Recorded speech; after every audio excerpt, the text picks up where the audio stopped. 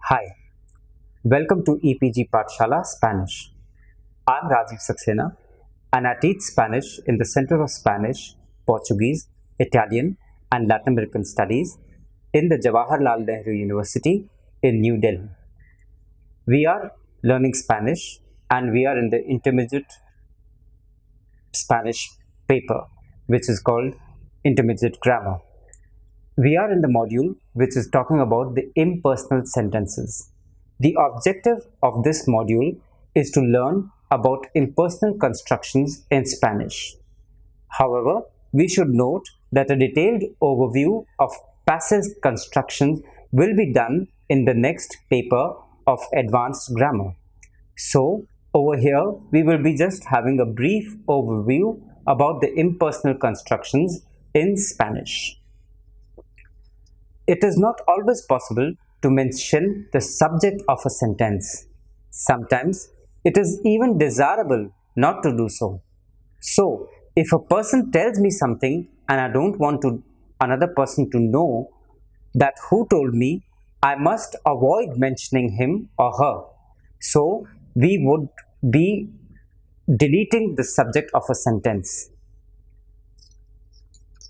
If anybody breaks anything which belongs to me, I cannot say he, she, or they broke it if I don't know who the subject is. In these cases, we usually use impersonal sentences. In English, this problem is solved by using passive structure. It was broken. In Spanish, there are several other ways to address this situation. And impersonal sentences are those in which the speaker does not mention the subject of the main verb. There are various ways to make impersonal sentences in Spanish. Impersonal sentences can be formed using a third person plural verb without mentioning the subject. Me han dicho que, I have been told that. Me han dicho que, I have been told that. Dicen que, they say that. In such sentences, the subject can be anybody. Very often, the speaker doesn't even know who the subject is. In other cases, the speaker doesn't want to mention the subject or thinks it is understood because the context is clear. Me van a invitar a una exposición. I'm going to be invited to an exhibition. Me van a invitar a una exposición. So, the other example that I would like to pick up is nos están llamando. We are being called. Nos están llamando. We are being called. Les han encarcelado. They have been imprisoned. Les han encarcelado. Me han enviado este regalo. I have been sent this gift. Me han enviado este regalo.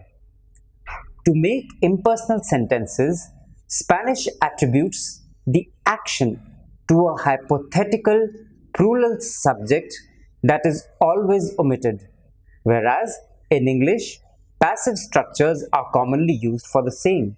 So, in Spanish, the action is attributed to a hypothetical plural subject that is always omitted. The third person singular verb forms. Spanish verbs whose actions cannot be attributed to a person, an animal, or a thing are impersonal. These verbs are always conjugated in their third person singular form. Nieve, it is snowing. No hace viento, it is not windy. Hace mucho frío, it is very cold. Hace mucho calor, it is very hot. For example, so there are many personal verbs which can become impersonal when they are used with the relative pronoun que to introduce an opinion or a comment. Parece que Iqbal no tiene nada. It seems that Iqbal doesn't have anything. Parece que Iqbal no tiene nada. Another example would be es obvio que él no es el presidente. It is obvious that he isn't the president. Es obvio que él no es el presidente. So we see that the relative pronoun que introduces an opinion or a comment. Parece que Iqbal no tiene nada. Es obvio que él no es el presidente. As you can see, whenever the neuter pronoun it is used with no reference to a person, an animal, or a thing, an impersonal verb is used in Spanish. Está oscureciendo. It is getting dark. Está oscureciendo. So, whenever we want to use the impersonal, we can also use the impersonal se, which is another way of making impersonal sentences by using the reflexive pronoun se with the verb. The grammatical number of the verb, singular or plural, used with the se depends upon whether the object is singular or plural. I repeat, for the impersonal se, by using the reflexive pronoun se with the verb, we are making the impersonal sentence. The grammatical number of the verb, whether it is singular or plural, depends upon whether the object is singular or plural. Se está construyendo una carretera. A highway is being built. Se está construyendo una carretera. So we do not know the subject, and that is why we are using se está construyendo una carretera. It is a passive voice sentence in Spanish. Se están construyendo dos carreteras. Two highways are being built. Se están construyendo dos carreteras.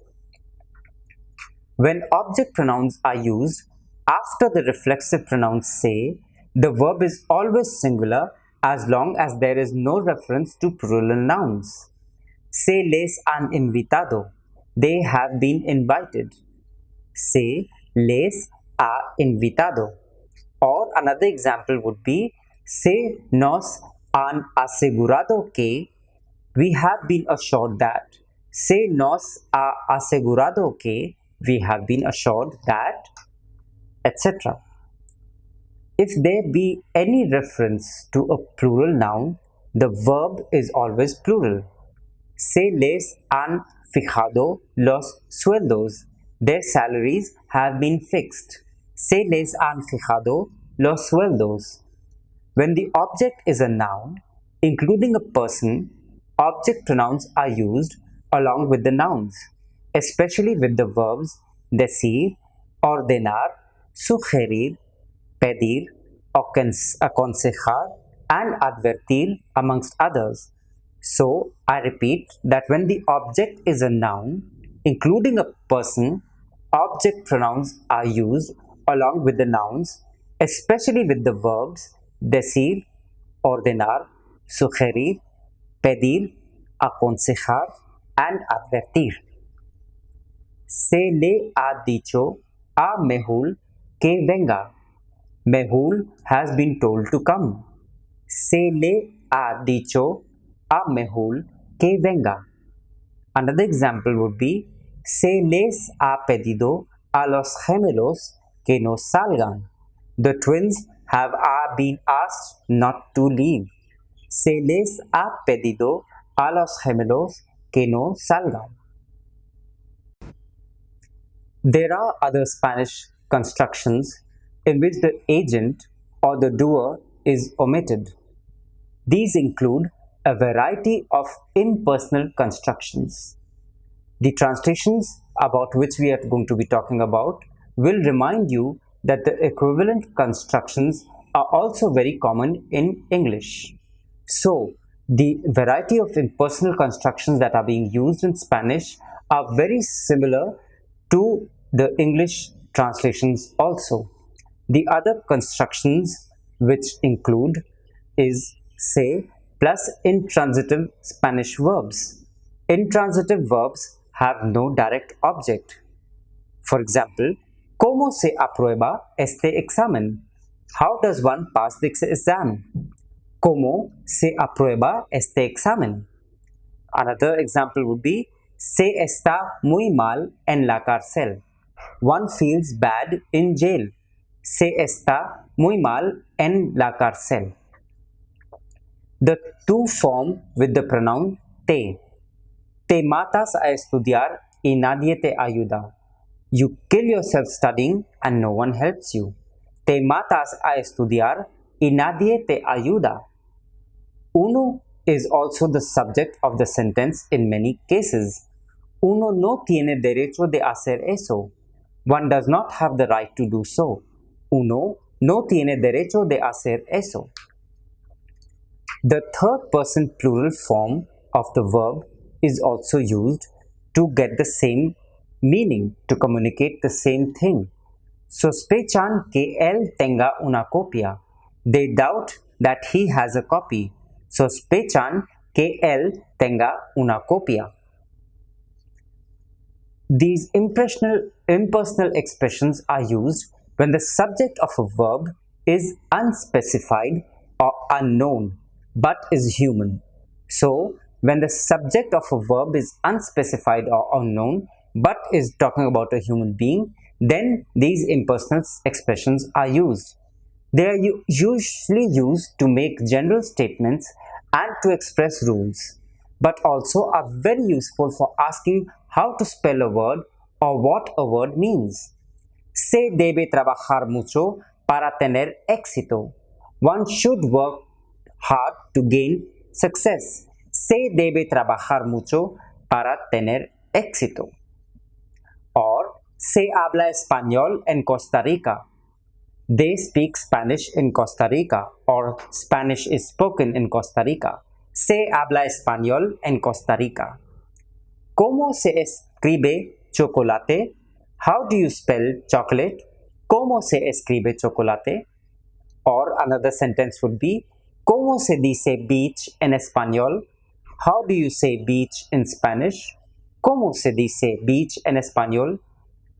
What we should be noting is that while the English translations contain one, they, or you, there is no subject specified in the Spanish equivalent. To form the impersonal se, verbs are always third person singular and are commonly followed by a direct object. Se necesita que la gente proteja a la tierra. It is necessary that people protect the earth. Se necesita que la gente proteja la tierra. Or, se habla español aquí. Spanish is spoken here. Se habla español aquí. Another example would be, se dice que va a llover mañana. It is said it is going to rain tomorrow. Se dice que va a llover mañana. Or, in many restaurants, you find these signs in the aeroplanes, restaurants, in many public places, se prohíbe fumar. Smoking is prohibited. Se prohíbe fumar. These are impersonal sentences. The word se has many uses in Spanish. Two of the most frequent uses are the impersonal se and the passive se. The impersonal se is used with a third person singular verb to express the impersonal English subject, one, you, people, or they. ¿Se puede nadar en el lago? Can you swim in the lake? Or can one swim in the lake? ¿Se puede nadar en el lago? Or another one would be, se dice que hay brujos que viven en la sierra. They say that there are witches that live in the mountains. Se dice que hay brujos que viven en la sierra. Or another sentence which is very commonly used is, se come muy bien en México. One eats very well in Mexico. Or, you are fed good food in Mexico. Se come muy bien en México. The passive se is very similar to the impersonal se. The agent of the action is either unknown or unimportant, and the influence is placed on the action and not the doer or the actor. So, the agent of the action is either unknown or unimportant, and the influence is placed on the action and not on the doer or on the actor. En Coyotepec se hace el barro negro. Black clay is made in Coyotepec. No se habla español en ese pueblo. Spanish isn't spoken in that town. Se gasta mucho dinero en el mercado. A lot of money is spent in the market. Se gasta mucho dinero en el mercado. No fault construction is also one of the many uses of the word se in Spanish, which is as a no fault construction. Just as the name indicates, this construction is used for unexpected occurrences and does not place the blame on anyone. So, whenever we do not want to place the blame on anyone, we use the no fault construction. These sentences include se, an indirect object pronoun which refers to the person or the persons involved, usually as an innocent victim, and the verb which is in the third person and agrees with the recipient. So, for example, we talk about a Juan se le perdió la cartera. Juan lost his wallet, or John's wallet got lost. So you're not blaming anybody, you're just saying a Juan se le perdió la cartera. Or another example would be se me olvidaron tus libros. I forgot your books, or your books were forgotten by me. Se me olvidaron tus libros. You're not placing the blame on anybody, neither on yourself nor on anybody else. You're just saying se me olvidaron tus libros. Or another one example which is of no fault example would be se nos cayeron los vasos. We dropped the glasses, or the glasses fell. Se nos cayeron los vasos. Or se me rompió la mesa. I broke the table, or the table was broken. Another example which is very commonly used in Spanish would be se te ha acabado el dinero. Your money has run out. Se te ha acabado el dinero. So you're not accusing anybody, you're not telling him that his money has run out, that he's a spendthrift. You're just saying se te ha acabado el dinero. There is no fault construction is very commonly used. In fact, if you were not to use it, you would appear to have done the action on purpose. For example, another example would be rompí la mesa. The table was broken. Of course, you're talking about I. Or you can also say perdí mi tarea. I lost my homework. Both of these sentences would imply an intentional act on the subject's part. Another possible translation of the first sentence would be I broke the table on purpose. So, se is undoubtedly the most versatile of the Spanish pronouns. As you learn Spanish, you will come across se used in a variety of ways. For the beginner, it is not necessary to learn all those ways, although it can be helpful to be introduced to its various uses to help avoid confusion when you see it used in a different way that you haven't studied yet.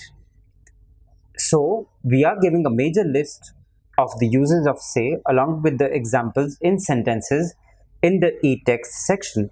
Take a printout and follow the video.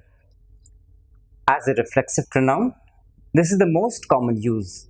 As explained in the lesson on reflexive pronouns, such pronouns indicate that the subject of a verb is also its object. So, when the subject of a verb is also its object, the reflexive pronoun is used.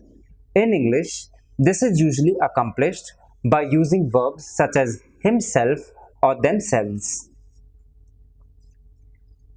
Se is used in the reflexive pronoun for third persons uses, including when usted or ustedes is the subject. Some verbs, as in the final two examples which we are going to be talking about, can be used reflexively in Spanish even though they aren't translated that way in English. So, the examples that you are going to be dealing with are Pablo se ve por el espejo.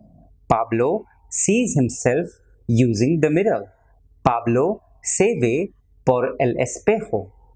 Another example would be los padres no pueden oírse. The parents can't hear themselves. Los padres no pueden oírse. Another example would be Rebecca se perjudica por fumar. Rebecca is hurting herself by smoking. Rebecca se perjudica por fumar.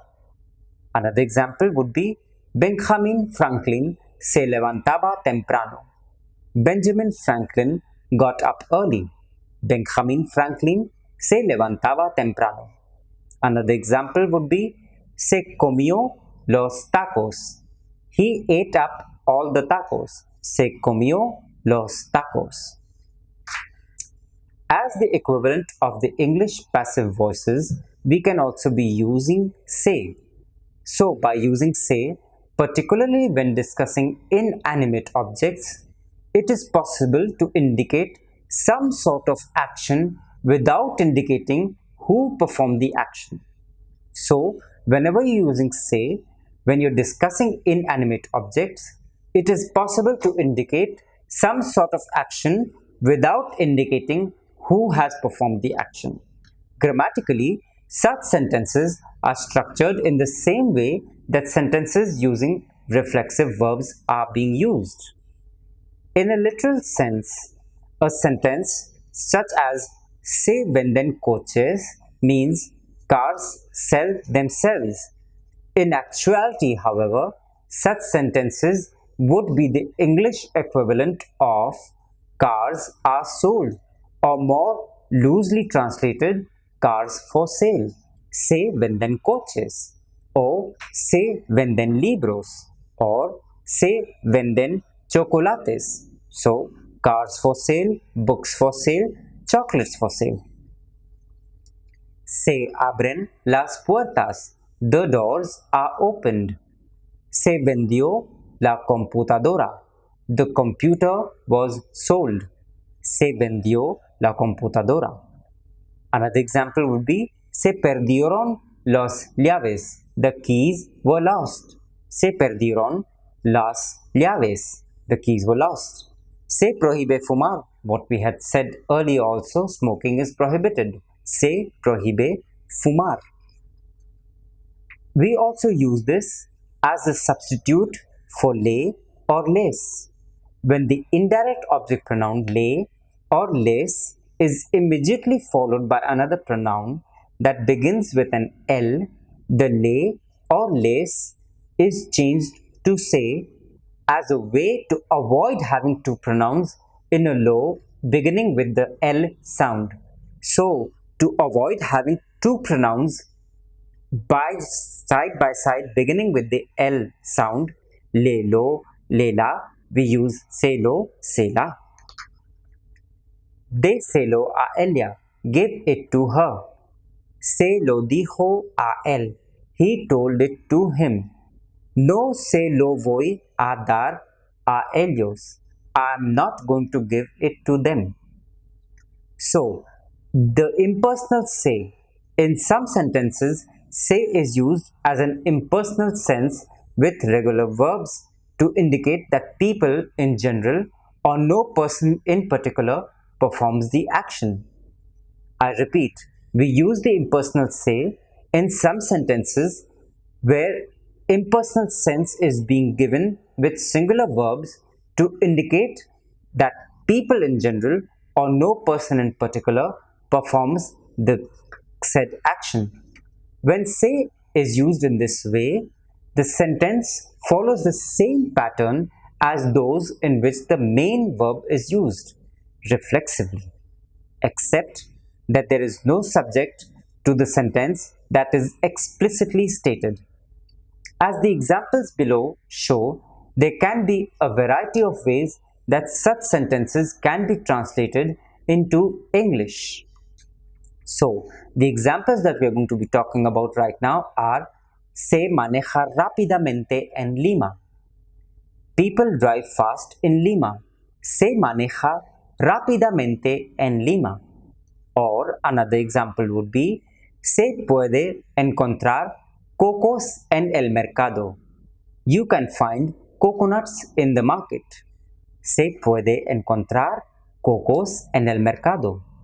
Another example would be muchas veces se tiene que estudiar para aprender. Often you have to study to learn. Muchas veces se tiene que estudiar para aprender. So, to conclude, what we would like to say is that impersonal constructions should not be viewed as something difficult to grasp at all, because we have seen how easy it is to use it. All the rules are very clear and simple, but we need to do more exercises to learn how to use it. So, go to the section marked self-assessment and do the exercises there, and it will help us practice more and communicate much more easily and fluently in Spanish. Muchas gracias.